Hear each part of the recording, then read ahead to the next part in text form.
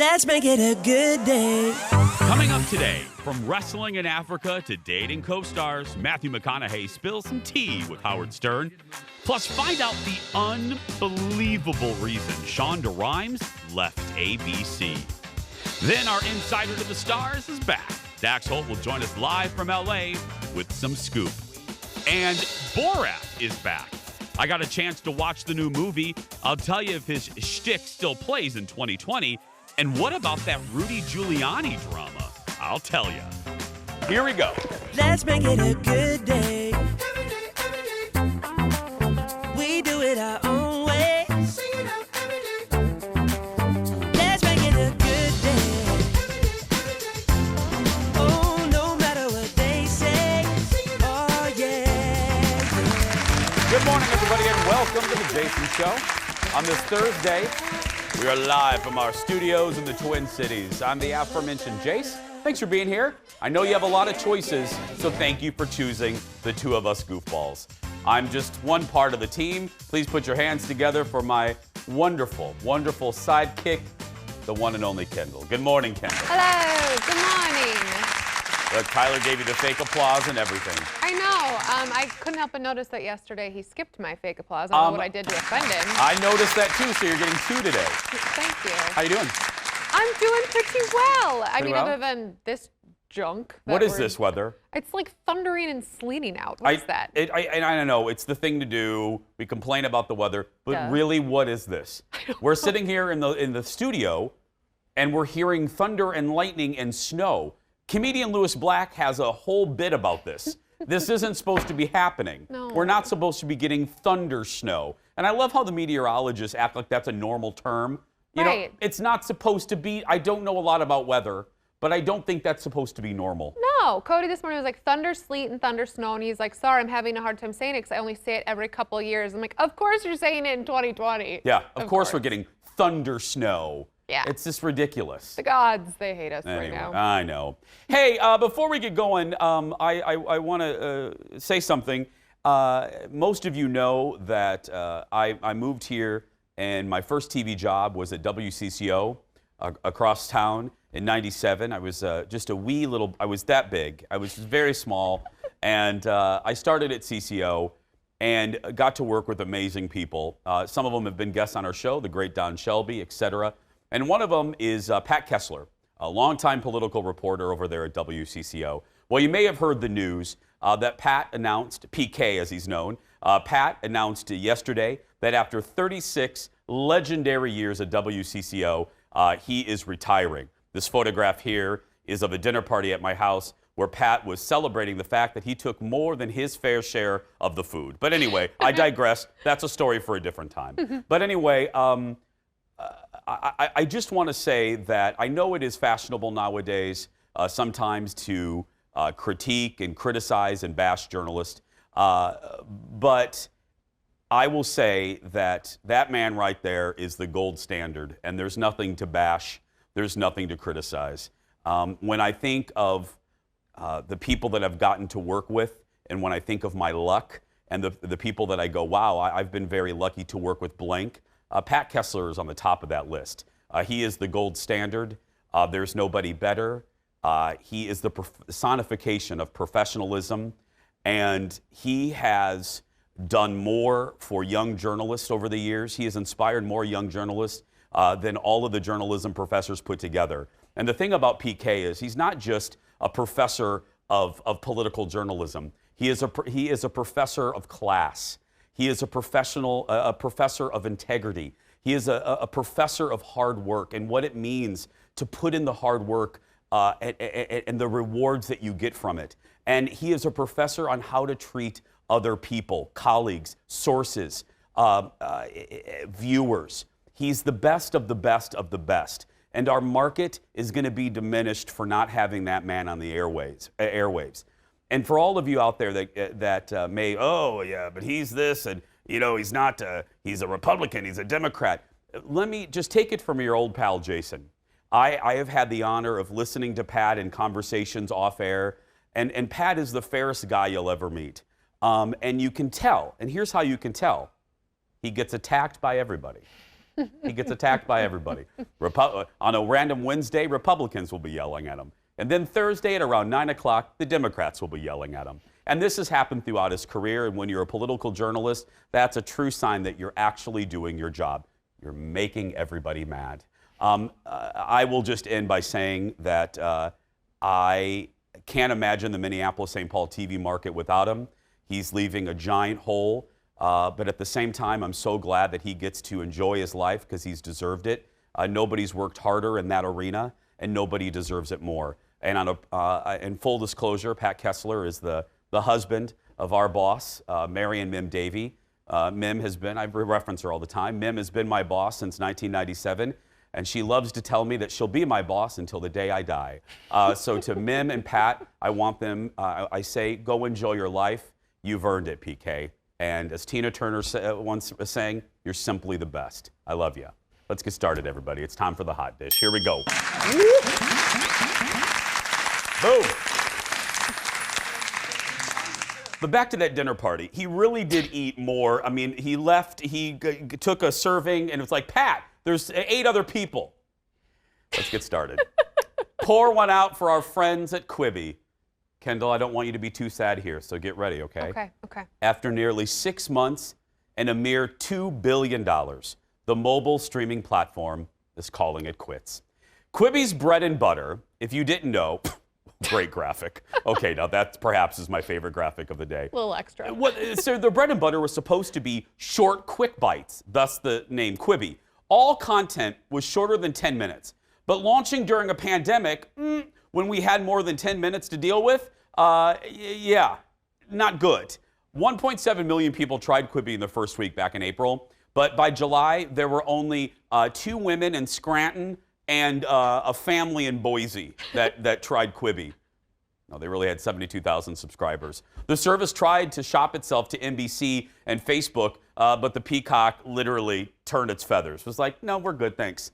It's unlikely some of the content will end up on other services. I'm bummed by this. If you watch our show, I loved this concept. I celebrated it when it was announced. I thought, this is a great idea because we all had those moments before the pandemic when we're waiting in line at Starbucks. We're waiting in a line to get our eyebrows waxed.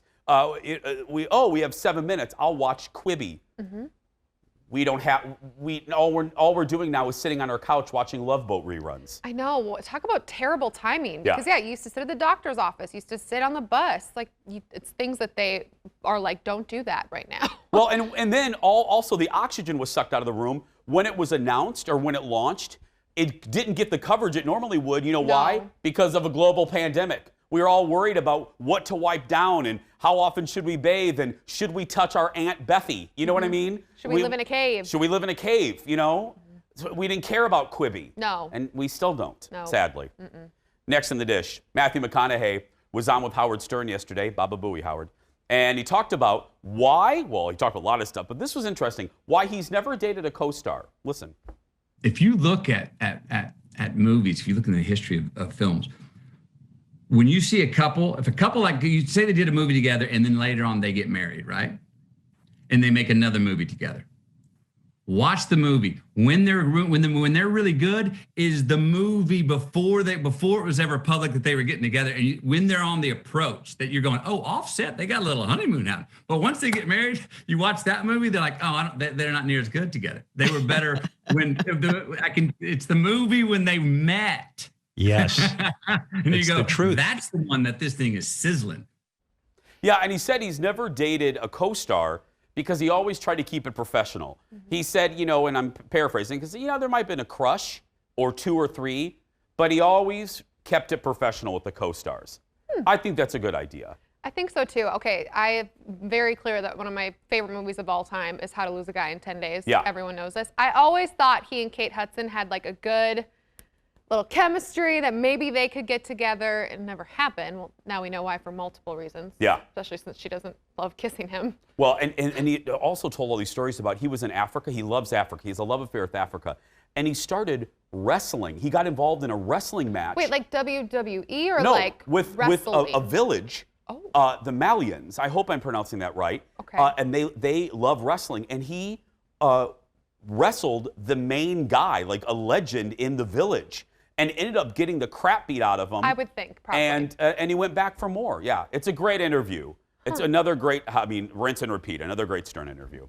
Next on the dish, one of the most accomplished producers and screenwriters in TV is talking about why she left ABC for Netflix. And it has everything to do with a pass to Disneyland. Shonda Rhimes, who's a creator of Grey's Anatomy, Private Practice, hear that, Mom, and Scandal, left Mickey Mouse 3 years ago in a deal worth $300 million. Money, though, wasn't the main reason Shonda left. She says when she asked the network for an extra pass to Disneyland for her sister, ABC gave her some pushback. And somebody told her, I'm sorry, we never do that. But they gave it to her, but gave her a real hard time. So then they got to the gate at Disneyland, and the ticket didn't work. And when Shonda called to be like, what up? They said, don't you have enough? She hung up, called her agent, and said, we're out of here. We're packing up the truck, and we're moving to Beverly. We are going to Netflix. Here's the deal. I'll be quick about this. A lot of you may be thinking, well, she can't afford it. That's not the point. All of you know if you've been mistreated by your boss or your company for a prolonged period of time, it's something. There's always something that breaks the camel's back. I call these umbrella problems. That episode is proof that there was a train of disrespect, and that incident was the caboose. You know what I mean? When you're arguing about a ticket to Disneyland, it's not about the ticket to Disneyland. No.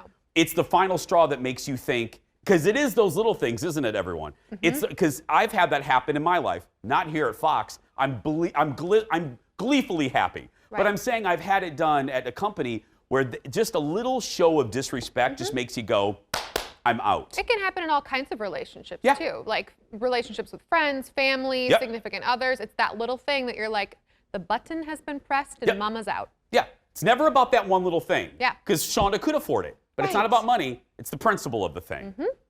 Again, I'm really happy here at Fox. Me too. So is Kendall. Just want everyone to know that. Sheila Oliver. We'll be right back. Stay with us, everyone.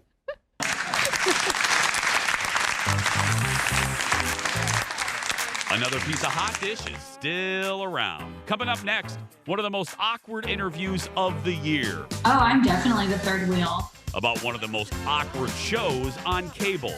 Wait till you see this exchange about TLC's Mama's Boy.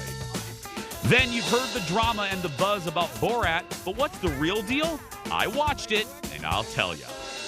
And Halloween and Halloween events will obviously be different this year. Yes, why? Coming up, a preview of the new abandoned haunted hayride. Oh my God. What's that going to be like?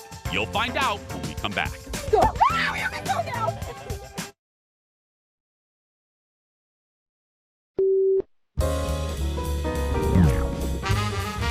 Well, I'll tell you why I hate Halloween, and we can go through it.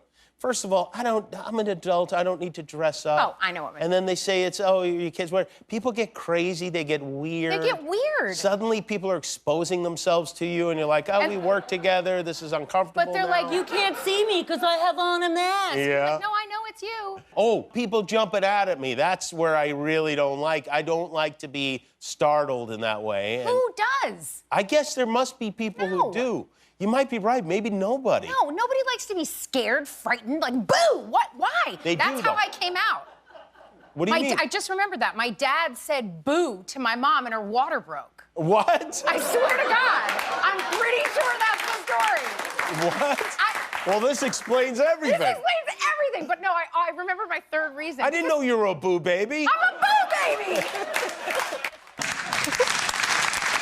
You know, they make some good points there. I'm a drugstore baby, if you ever wanted to know. Excuse me? I'll tell you in a minute. Tracy Ellis Ross on Kimmel, and both of them dislike Halloween. I think I was ready. I think my mother was in a she doesn't mind me telling you this. She was in a drugstore, Hook's drugstore, when it was time for me to make my debut. Stop. Oh, Did yeah. you make it to the hospital? I think she did. I don't think I was born in a drugstore, but I think. We Yeah. could go with that, though. Yeah, That'd it would be a great story, wouldn't Yeah, it? But yeah, let's I just think go I with was like, I'm ready. I think I let her know. I was like, okay, been in here long enough.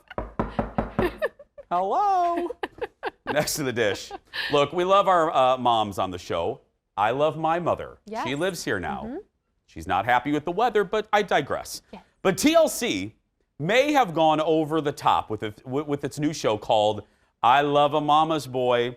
Now, get ready. Don't walk away from the TV.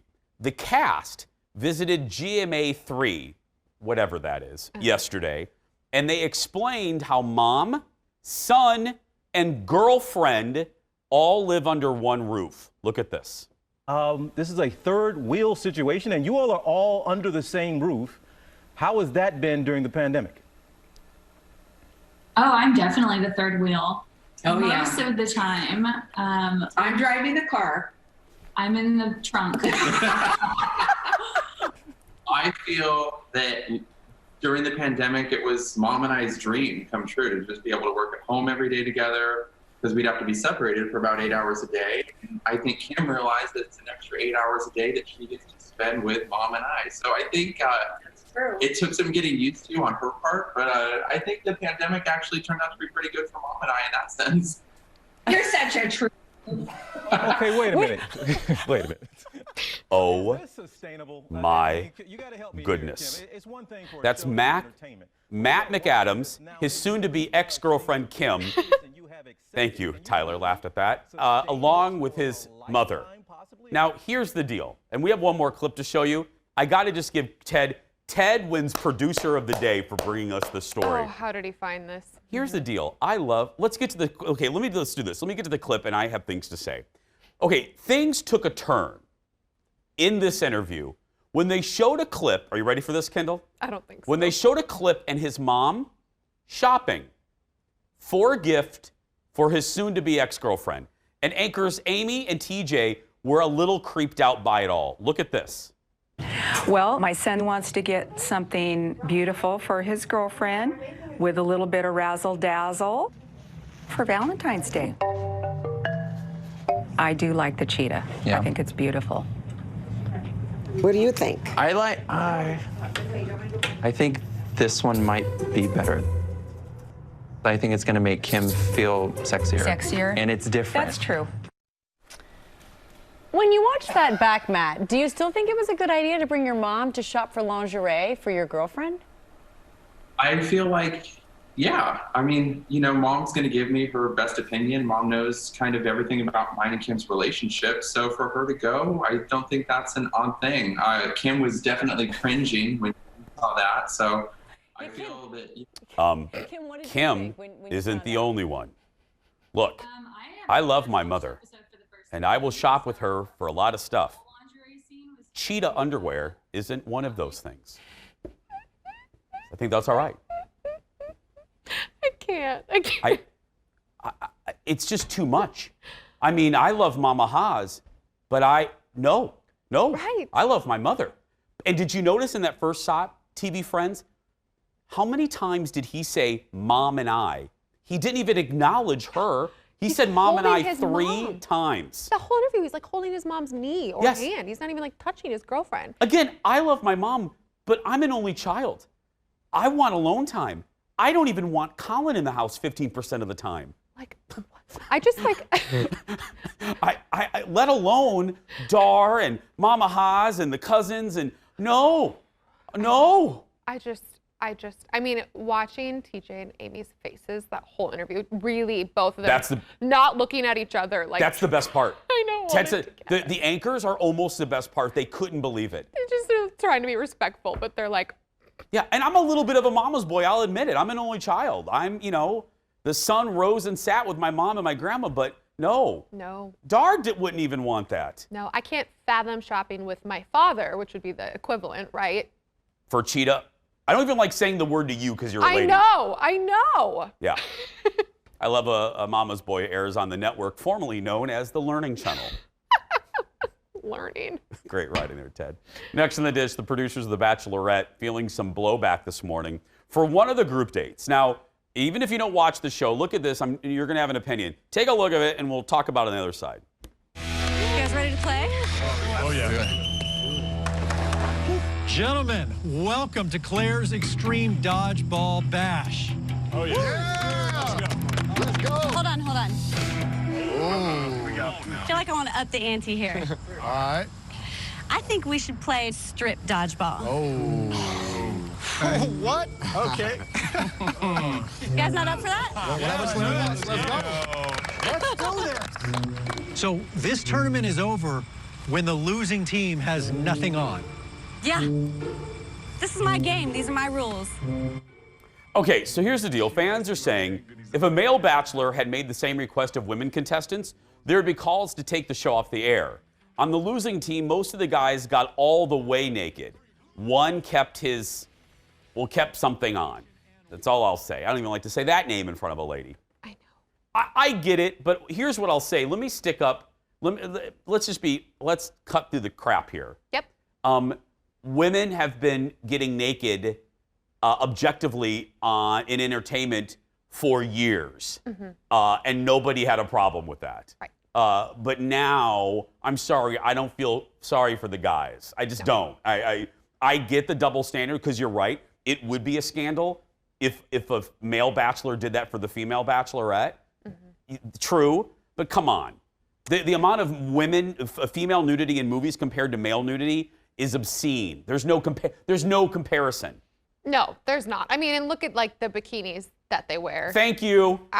They're basically naked. It's basically a couple napkins. They have to blur their butts. They do. Like a lot of times they get up, the girls are tanning and hanging out, and they have to blur their behinds because their swimsuits are so tiny. Yeah. And if you got to flaunt it, I don't care what you do, ladies. Y'all do you. But I will say, even as someone who is totally like, do what you want with yourself and your body, and like, I don't care. I was a little uncomfortable with this. Good. Like, I'm glad you have a different. I'm glad. Yeah, I'm watching The Bachelor. Like, I get when she says it, and if they keep like even just their underwear on, something. But like, that is a lot, and it's asking people who don't really know each other or know you to do something that I personally would never want to do. I want to date you. I don't need to get naked in front of you and 7 other people right now. Great point. I agree with you. I think I was just speaking of the overall clutching of the pearls, collapsing on the fainting couch. Oh my goodness. They're naked men. These poor men with the hottest bodies I've ever seen, these poor things. Yeah, when it's been raining boobies in entertainment since the 60s. For real, though. That's a song. It's a new song. It's raining boobies. Yeah, anyway. Hallelujah. Just saying, just trying to be fair. You have a very fair point. Thank you. Next on the dish, from the big screen to the small screen, 2 movies from the late 70s and early 80s are turning into TV series. Paramount is reportedly working with CBS All Access on a reboot of Flashdance. The 1983 movie made more than $200 million worldwide and will follow a young black woman with ballet dreams and a strip club reality. That's literally the premise. Meanwhile, Smokey and the Bandit on the bottom of your screen will also get a reboot into a TV series. The 1977 film starred Burt Reynolds and Sally Field. The series will be produced by Seth MacFarlane's production company. Out of the 2, Smokey and the Bandit has the most chance of succeeding. Historically, you can count on me for this, movie to TV show transitions rarely work. One of the few exceptions is MASH. That's one of the few, that was a movie, but there's a graveyard of other movies that don't transfer. Ferris Bueller, Dirty Dancing, we can go on and on and on and on and on, but we won't. I'm just curious, like, who they're marketing this to, because You don't know any of those franchises. Right, I know I've heard of them. Yeah. I'm not like, okay, cool. They're obviously not targeting your demographic. Right, because, which I would think they kind of would be, right? Because of the premise, but I don't know. Still ahead, there's a spooky new attraction in Chaska, and it may have scared Kendall just a little bit.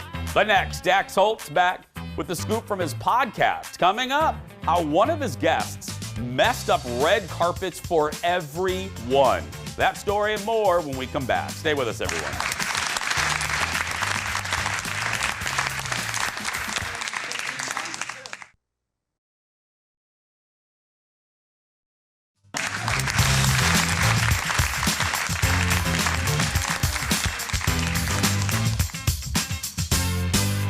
Speaking of gratuitous male nudity, our hot dish continues with our Insider of the Stars. Please welcome from the Hollywood Raw podcast, the completely clothed Dax Holt. Good morning, Dax. Good morning, Jason. How are you doing today? Doing well. Do you have a new microphone? You sound fantastic, Dax. No, I switched up the angle and the microphone's a little higher to my mouth. Maybe that is the key. It sounds literally like you're next door. I love it. Did you hear, Dax, before we get to your stuff, it's snowing here already. Oh, man, that's brutal. 2020 coming early with the snow. I like it. I know. Let me look out your window. What's it doing there in California? Let me guess. Is it sunny? You know what? You would be happy right now. It looks sunny in the camera, but it's totally gloomy and rainy outside. Oh, so, good. yeah, I'm happy about that. Okay, so you've had a couple people on the podcast recently. Who've you had? So we had Kelty Knight, who is one of the presenters on Entertainment Tonight. She's also one of the hosts of the Lady Gang podcast, which is crazy popular. I mean, they just passed their 100 million download mark the other day. And so we had her on. She is so funny, Jason. She cracked me up the entire time. She had some really interesting stories. And one of those stories was how she ruined the red carpet for every reporter out there. She basically said that so when she started doing red carpets, she was very anxious, and she would get out there and she would want to interview people. And one time, Brad Pitt was walking by, and they kept saying, "Everyone stand back." And she took her microphone and she ran out onto the red carpet to interview Brad Pitt, put the microphone in his face, had a conversation, and she kept doing this over and over again. She'd run out on the carpet, run out. Now they've started putting up barricades in between the reporters and the celebrities because of her. And she's like, I ruined it for everyone, but I got some really great interviews because I was so aggressive back in the day. Well, and you know this as well as anybody, Dax. I hate the red carpet for that reason. It's so controlled. The publicists are watching you like a guard dog. There's nothing authentic or organic about the whole process. And that's what the other thing, people don't realize the red carpet is not glamorous at all. It's glamorous for the celeb, maybe for a couple of minutes, but it's also really annoying for them to be asked 100 questions over and over and over again, and the same questions as you're walking down. And, we said, as a reporter, do you enjoy it? And she goes, I don't enjoy it because I get to talk to really cool people, but you can tell they don't enjoy being there. So she's like, that kind of sucks. I would rather sit down and do a one-on-one than a red carpet. What did you say about Zayn Malik? Oh, so we were going through her list. She's done every red carpet out there because when you work for Entertainment Tonight, obviously you get invited to a lot of things. And she said, I love going to the Met Gala. And she said, it's the best time, even though we're on our feet for 12 hours. She goes, but you know what? There's this one story I remember that I don't think anyone's ever talked about. And it was the night that Zayn Malik and Gigi Hadid showed up, and they were wearing he had those silver arm cuffs. Do you remember this? This was their famous first shots of them walking a red carpet together. And she goes, yeah, so they go in, and about 20 minutes later, I notice his armbands are being brought out by an assistant. She goes, that's really weird. And then 2 minutes later, he comes walking out. She goes, I don't think he ever went inside the Met Gala. He walked the red carpet and then turned around and left. He literally just did it for Gigi's sake. And I looked through all the photos of them inside. Not a single photo of him inside the party. Only her. So I think she's right. I think he never attended the Met Gala, just walked the red carpet and peaced out. Hey, I would do the same thing. Gonna go home and watch a movie. Who else? you talked to Kenny Santucci? Yes, Kenny Santucci. So he's probably one of the most famous guys that has done the MTV Real World Challenges for years. Kind of one of those OG guys. And, just said, how did you get your start? How does someone become a challenge person? He goes, what's funny was the only reason I was signed up for MTV or to do any kind of casting was because there was this girl I was dating at the time. And he goes, I really wanted to sleep with her. And she said, hey, let's go and do this casting. We'll be out of town and maybe, something will lead to another. And he goes, I was just trying to get lucky that weekend. Instead, he did this casting call. They called him back, and next thing you know, he's doing the challenge, and he became one of the most popular ones, and it became a career for him for many, many, many years. That's crazy. We all have to start somewhere, Dax. We all have. Hey, we haven't asked in a while. How are the kids doing? Kids are good. Kids are back in school. Yeah. so that is the best. I mean, they're loving it. Honestly, all it took was a pandemic to get my kids to love to go to school. They have been begging to go back. Finally, they don't ever complain anymore. They happily go to school every day now. How old are they now, Dax? Skylar is 8. Nico is 5. Wow. I mean, the fact that I've been with you the whole 8 years. I mean, that's crazy. I was going to say, you remember when Denise was giving birth to Skylar? Yes. ago. That's nuts. Yeah, I know. I remember the day because we were doing interviews with Dax even back then, and they're like, Dax is off today. Denise is having a baby. I was like, well, that's a good reason to be off. That is, yeah. Have a good week, my friend. Thank you so much. Jason.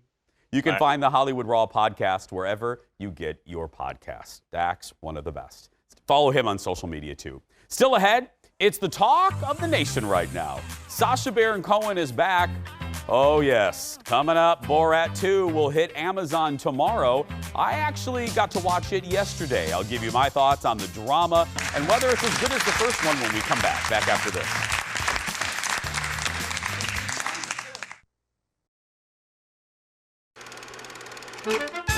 "14 years ago, I released a movie film which brought great shame to Kazakhstan. But now I was instructed to return to Yankee Land to carry out secret mission. I go to America! Borat! What do you say? No, it's not me. Borat, come back! People may recognize my face. I would need disguises. I will take this to be a fat like American man. Yeah, this is a good one. That's a clip from the trailer for Borat Subsequent Moviefilm, or Borat 2, which hits Amazon Prime Video tomorrow. Now, the media, including me, got a sneak peek of the film yesterday, and it is all the talk on Twitter. It stars, and we'll get to that controversy in a second, it stars Sacha Baron Cohen, who brings back his Borat character to investigate politics in America. And the first question you're probably wondering is, and me too, how did he do this? Because Borat's been in pop culture since 2006. They address it right away in that clip that you just saw. He realizes real people are recognizing him on the street, so the bit is he goes and he's in costumes through most of the show. But he does actually find unsuspecting people that don't know who he is, including a guy at like a Kinko's that does faxes for him. He found a woman that owns a boutique. Now, what's different about this film is Borat has a daughter, air quotes, a daughter that he brings to America, and he wants to present her to the president. Yes, that's the premise of this movie. And the daughter is actually the unexpected joy of this movie, because the craziness of what Sacha Baron Cohen is willing to do is matched by this actress that he found to join him on this crazy adventure. Now, Borat was political satire and social commentary in 2006, and it remains that to this day. The character famously kind of shines a light on hypocrisy, and he does it here. The difference is, and I'm a huge fan of Borat, and I liked this movie. The difference is, if I'm being very honest with you, when I got done watching it, I had a little bit of sadness and a little bit of fear because he does really expose, and this isn't about Democrats or Republicans, he just shines a light on some scary people that are in this country. And that's what he does. He exposes his hypocrisy. And he is sometimes the smartest guy in the room, and gets people to do things that is unbelievable, but they do it with a smile on their face. And I walked away a little scared. I walked away going with a little bit of, I had a pit in my stomach, because really? I'm like, wow, there are people in this world that feel like X, Y, and Z. Okay, so there's the feeling. I loved it. The shtick still works, and I think it's as relevant as it was in 2006. I think the social commentary is just as biting. Now, you're probably wondering if you've heard about all of the drama dealing with former New York City Mayor Rudy Giuliani. Rudy Giuliani is at the very end of the movie. Borat's daughter is acting like a reporter, and Rudy Giuliani agrees to do an interview with her. Mm-hmm. At the end of the interview, he's caught in a little bit of a compromising situation, and you probably have seen the picture where he's laying down on a bed because they're doing the interview in a hotel room, which there's nothing scandalous about that. That's where you do junket interviews. But at the end of the interview, after some weird behavior, I mean, it was a little creepy at times, but nothing as bad as what you initially heard. But at the very end of the exchange, Rudy Giuliani lays on a bed and starts to take this off. This is called a lavalier mic. And he's laying on the bed and puts his hand down his pants to get the mic out. That's what people are seeming to have a problem with. And I will tell you this, I'm not taking sides. I'm trying to be as even-handed as I can on this. I've taken off a lavalier mic every weekday of my life since 1997. I've never had to lay on a bed to do it. That's just the facts. I mean, I'm not passing judgment. Y'all watch it, you decide for yourself. I just know you don't need to lay on a bed to take off a mic and even to retuck your shirt back in. I've never done it. I mean, you watch me every day. It's you just don't do that. Right. So, and he was, if I'm being very honest, he was a little flirty with her and a little, it was uncomfortable. Now look, Twitter, before I watched it, made it seem like it wasn't, I'll be fair, it wasn't as dramatic as I thought. The exchange wasn't as long as I thought, but it was, if I'm being honest, uncomfortable. It wasn't the best light for him. Yeah. I see. I've only ever had to lay on the bed to help pull on my jeans. Yeah. Ladies have to do that all the time. I do that when I put on my male Spanx. See, anyway, there you go. watch it and decide for yourself and let me know what you think. Still ahead, Screamtown is open, but with some changes this year, including a scary new ride in your car. We'll talk about it next when we come back. I liked it. I liked it.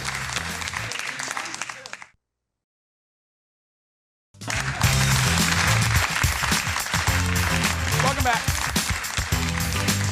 Well, it goes without saying, Halloween is a little different this year. Gone are the hayrides and, well, a lot of things. But fear not, there's a spooky new attraction in the Metro that still has a lot of people screaming, including Kendall. Please welcome from the abandoned haunted hayride, Matt Dunn. Good morning, Matt. Hey, Jason, how are you? In case you can't see me, I'm the guy with the square around his face. Yeah, that's my Halloween costume this year. I was going to say, we need to acknowledge, and this is hysterical, there is a focusing box on Matt's head. We are not doing that on purpose. It's just, it's 2020, Matt. I mean, this is what happens when you do interviews on Zoom on an iPhone, right, my friend? And I don't want you to be distracted by this environment. I want you looking right here. I'm looking right at you, my friend. Okay, can you, generally speaking, how did you do this? Everybody's contorting. Everybody's recalibrating what they're doing, from events to theater to restaurants. How did you turn the hayride into something feasible for this era? Yeah, well, last year was our first year of doing the hayride, and we have a guy that we met that goes around the country to hayrides all over the country. I think he did like 80 last year, and he said, these guys reinvented the hayride, and we were really proud of that fact. So then when COVID came around in March, we said, hey, we got to reinvent ourselves again, and we think that packing people into a wagon is probably not the right approach. So we came up with this drive-through, and people are loving it. It's really, really cool. Okay, so how does it work? And by the way, can we also acknowledge your surroundings before we go any farther? Forget the box. I mean, those are things usually not found in normal living rooms. Well, first of all, thank you so much for that. That's very sweet of you. And I'm not exactly sure what you're referring to. But I'm not either. Okay, tell me about it. So how does the drive-through work, Matt? Oh, yeah. So the drive-through, we basically took the scenes that we had already created for the drive-through, amplified them, tightened them up. What we did with the hayride initially was when you're driving along or with the wagons, you would stop for 3 minutes and watch this kind of horror transaction. We've sped that up so that you're not stopping for as long of a period. We added more scenes. We doubled the actors, and it's just still really cool. I mean, Kendall came out. I could hear her scream. I go, who is that person screaming? There's Kendall. Okay, but let me ask you what I'm thinking here. And by the way, Matt, here's a trick. You know what's funny? When you look away from the camera, the box disappears. So just put your head down. Okay, so just keep it like that, Matt. So okay, I'm in punishment mode. Go ahead. Exactly. Okay, so safety first. My feeling is, Matt, you have people in cars. How do you, do you take our keys or how does that work? Well, actually, we've been really impressed. We've got, so first of all, we have some traffic control people. Oh, good. Got, speed bumps kind of along the way. And it was surprising. People have really done a great job of properly spacing themselves out. We have speed limit signs up at 5 miles an hour. People are driving 1 mile an hour. It's just been really safe. And the majority of our actors are up on stages. So they're kind of elevated and kind of out of harm's way. But we still have a lot of animations that are pneumatically controlled that are going to get closer to you and scare you. Matt, does that living room look like that year round, or is that just for? I mean, do you leave that stuff out? Year round. You don't want me to zoom out. Probably not. Hey, my friend, how much is it? Prices vary between $15 and $18, but for the majority of the rest of our season, it is I think about $15. Well, it's great, and I got to tell you, bravo to the team because without this, the actors that you have wouldn't have jobs. So congratulations to your team for figuring out how to still do this and bring some Halloween scares to folks. So continue. We go with the flow, and this weekend, it's go with the snow. So come on out. We're gonna have a good time. Just put on some boots. We'll have some fun. Okay, Matt, put your head down one more time, my friend. I want to see this change right there. There it goes. Thanks, Matt. For details on the Abandoned drive-thru, go to theabandonedhayride.com. Now, as you heard Matt say, our very own Kendall did this. Did she survive? Well, she did. She's here. But how did she do? You're going to find out when we come back. Back right after this. Making history. The square around the face.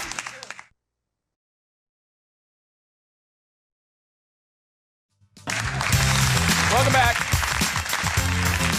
There's a Jason Show Facebook, a Jason Show fan club on Facebook.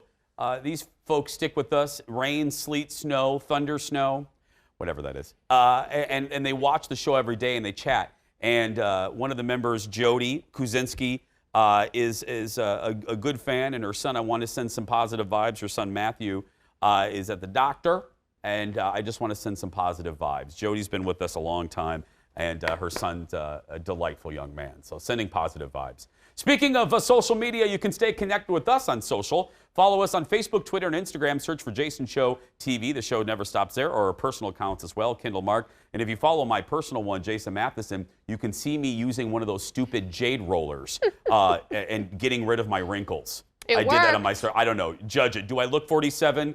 Head to my account. You can see. We'll be right back, everybody. I'm 46. What am I doing? I just aged myself. I'm 46.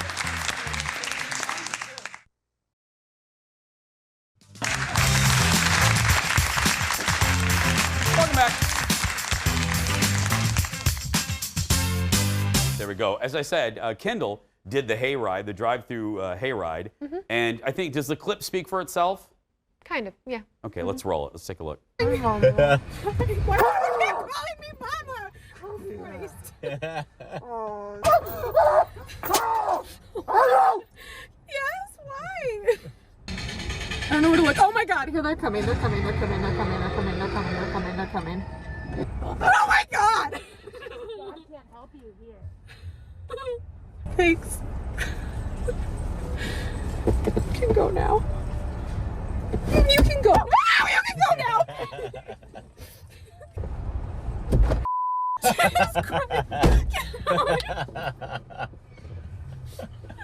the car door. See, that's why they don't send me to this, because the editors, Rob and Eric, would do nothing but putting bleeps in, because I would cuss like a drunken sailor. I would, every cuss word imaginable, honestly, I would say.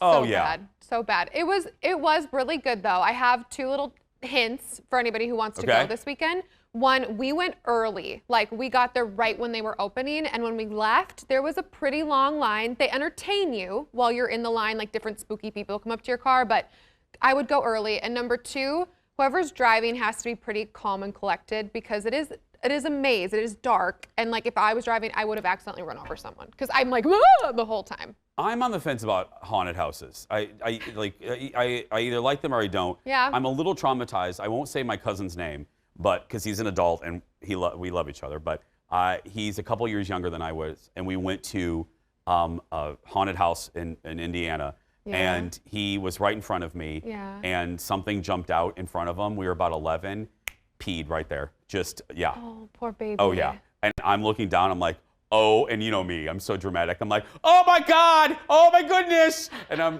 right there. I was like, okay, well, you know what? Never really went into a haunted house until I became an adult and did it for the show. But yeah, when a family member tinkles in front of you at a haunted house, kind of scars you. I once got butt pinched in a haunted house by a bunch of 13-year-old boys the whole way through. That's a different story. We'll do that later. Is the show over, Tyler? We can go now, right? Yeah. Tomorrow on the show, thank you. We're keeping the spookiness alive. Paranormal investigator Dave Schrader will join us to talk about his show, The Holzer Files, on the Travel Channel. That's, thank goodness, going to do it for us. Go out there and be yourself, because nobody can tell you're doing it wrong. Thanks for watching, everybody. We'll see you tomorrow.